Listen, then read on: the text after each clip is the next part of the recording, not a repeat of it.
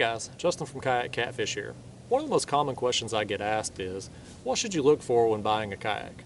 So today I'm going to make a quick video and just go over what I feel are the top 5 considerations to take into account when buying a kayak specifically for catfishing. The number one priority when buying a kayak is comfort. Because the fact is, if you're not comfortable in your kayak, you're not going to use it. And especially with us catfishermen, we oftentimes spend long hours on the water, so it's imperative that we have a kayak with a comfortable seat. Now, what feels comfortable to one person may not necessarily feel as comfortable to the next, so you really need to get some seat time in these kayaks and figure out which one is going to be most comfortable for you. Next is stability. Having a stable kayak for catfishing is very important, and maybe even more so than for a lot of other types of fishing.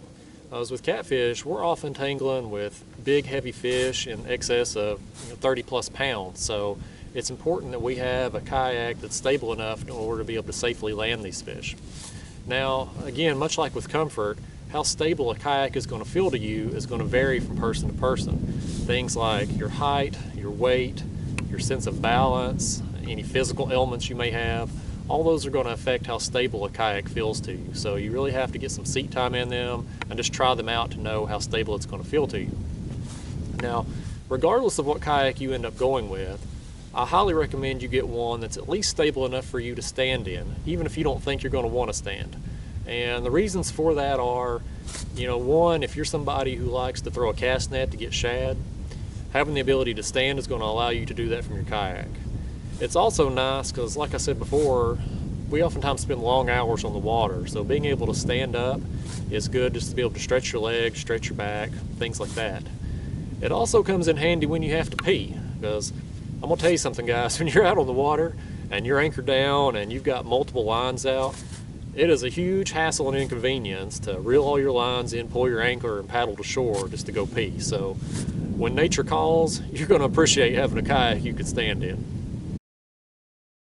Number 3 is speed. In my opinion, I feel like speed is the most underrated consideration when buying a kayak for catfishing. If you're stuck between 2 or 3 different kayak models that you like and you don't know which one to pick, always get the one that's going to be faster. Having a faster kayak is going to do several things for you. Number 1, it's going to expand your range, allow you to go further. Number 2, it's going to be easier to paddle, so it's going to decrease fatigue. It's also going to allow you to get off the water a little quicker if you're out there in bad weather or a storm, something like that rolls in on you. Most importantly though, having a faster kayak is going to translate into more fish. The less time you spend paddling from point A to point B, the more time you're going to have your baits in the water. And a few extra minutes here and there, it may not seem like much, but I'm going to tell you, over the course of a season, it really adds up. If you can have your baits in the water an extra 10 minutes per day and you fish, I don't know, say 50 days a year, over the course of the season, that's 500 extra minutes that your bait's in the water by having a faster kayak. So think about that when you're buying a kayak, and like I said, if you're stuck between 2 or 3 different models, you don't know which one to get, always get the fastest. Now, as a general rule, the longer and narrower a kayak is, the faster it's going to be. The shorter and wider it is, the slower it's going to be. Next is storage. Now, all kayaks have pretty limited storage, but some have more than others. So you really need to put some thought into what you plan on carrying with you, where you're going to put it in the kayak, and how easily you're going to be able to access it while out on the water. Now, me personally, I'm kind of a minimalist out here. I generally only bring with me what I plan on using that given day. Some guys are the complete opposite of that. They like to bring everything with them. That way they're prepared for any situation that may come up. And that's okay too. Just whatever kayak you get, make sure it's one that has the storage capacity to suit your needs. The 5th and final consideration is weight.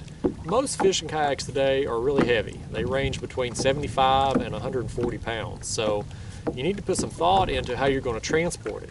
For instance, if you're going to be car topping it, especially if you have like an SUV that's real tall that you're going to have to lift it up and get it on top of there, you may not necessarily want as heavy a kayak as you would if, say, you had a truck that you were just sliding in the back of, or if you were trailering it. Another big factor with the weight of a kayak is the distance you're going to have to pull it or drag it to get it from your vehicle down to the water's edge. Now, if you're using traditional boat ramps, it's not a big deal. You can just back right down to the water and drop your kayak off.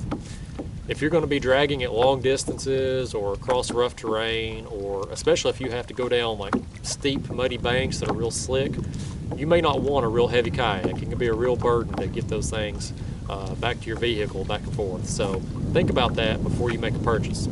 Well guys, I hope you found this information to be helpful. If you like this video, please give it a thumbs up.